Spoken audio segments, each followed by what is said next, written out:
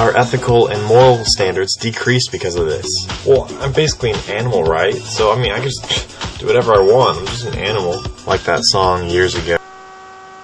I figure this is a cheap shot at atheism, suggesting atheists have no morals, which, if you've ever seen Society, you would know different, because the vast majority of people in prison aren't atheists. Atheists don't think they can do whatever they want. They know better than that.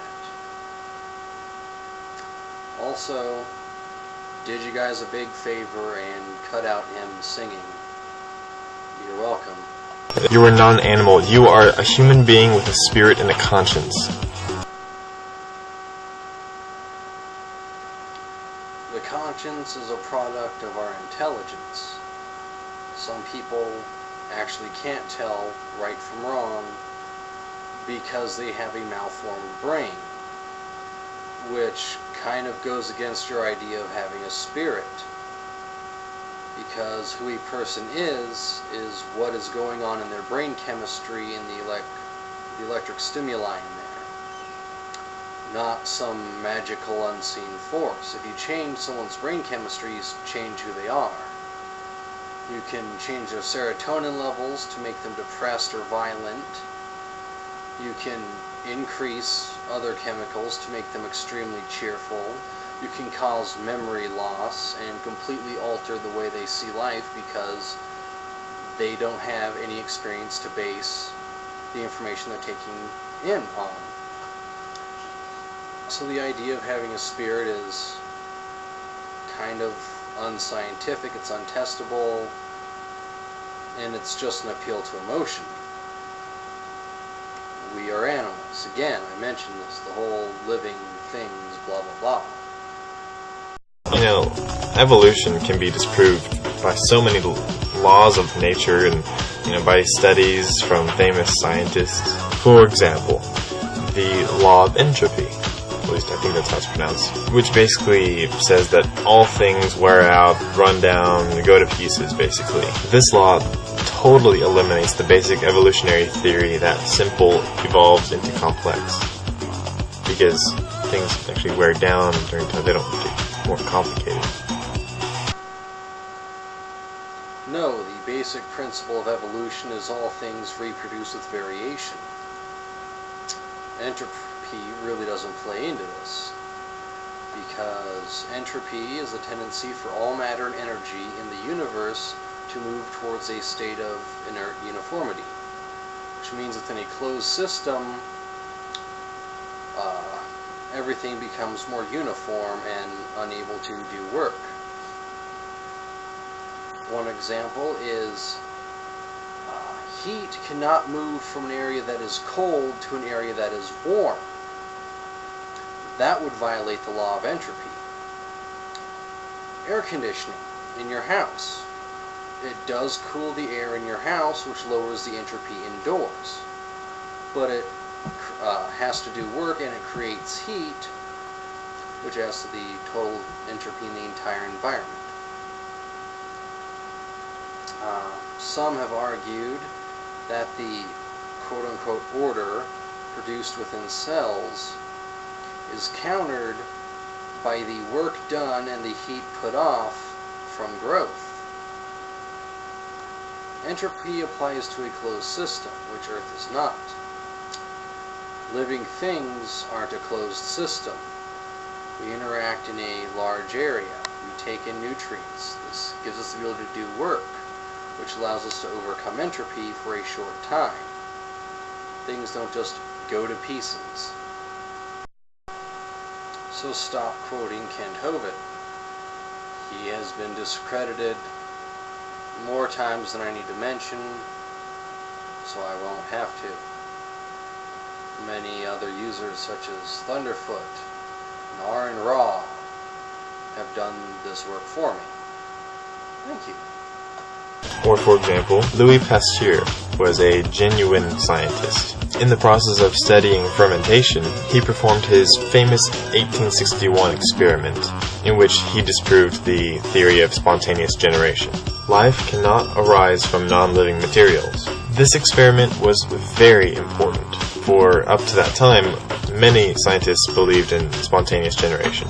They thought if you left a dirty pile of clothes in the corner, that would actually breed mice. Their proof was that whenever they came back to the clothes later on, they kept finding mice inside the clothes. Scientists didn't think this. Everyone at the time thought this. They had no better understanding. They thought dead animals and other organic things would just recycle into a living thing or a number of things, such as a dead cow would spontaneously generate into flies because they always saw flies around dead cows.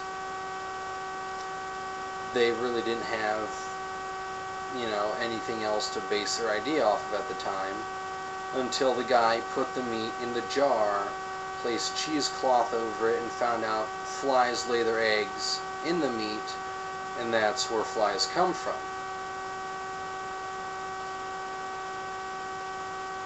I forgot I was going with this. Pasteur concluded from his experiment that only God could create living creatures. He was a Christian, like most scientists were at the time, so of course he's just going to conclude God did it. But one's personal claims does not automatically make it scientifically valid. A lot of people also thought God made lightning, God made earthquakes, God makes the sun go away at night. But science has progressed. But modern evolutionary theory continues to be based on this outdated theory of spontaneous generation, which was disproved by Pasteur. Why is it still being taught?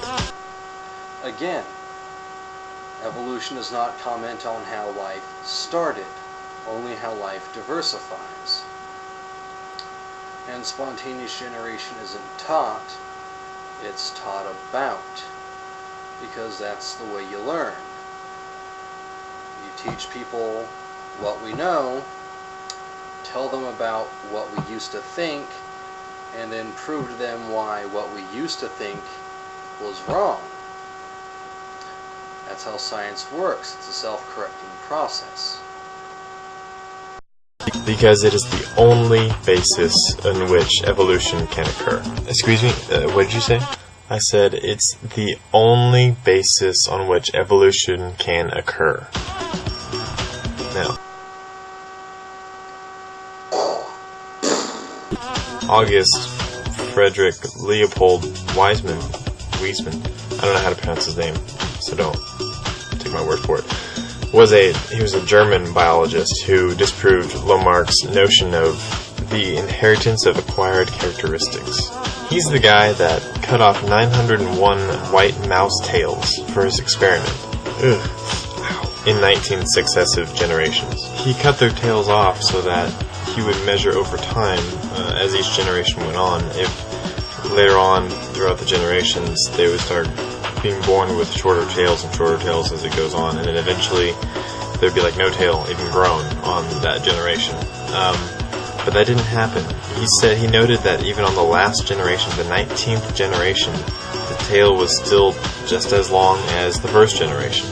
He also carried out other experiments that refuted Lamarckism. And he also discusses the fact that Jewish males have been circumcised for like 4,000 years. Yet, in all of that time, the foreskin on the male has never changed. It's never been altered or evolved. Lamarckism continues today as the disguised basis of evolutionary biology. For example, evolutionists still teach the fact that giraffes got long necks by, over time they stretched to get the top leaf, or they kept stretching to get food that was higher, and over time that made them get longer necks. They still teach that. That's another one of those things that isn't taught, it's taught about. You see, Lamarckism was replaced by natural selection, which means the trait that benefits an organism most will make it most likely that organism will survive to reproduce to pass on that trait. No modern biology teacher would dare teach Lamarckism. Again, we teach about it, Because science is a self-correcting process. This is science? No, this is. Bill Nye the Science Guy.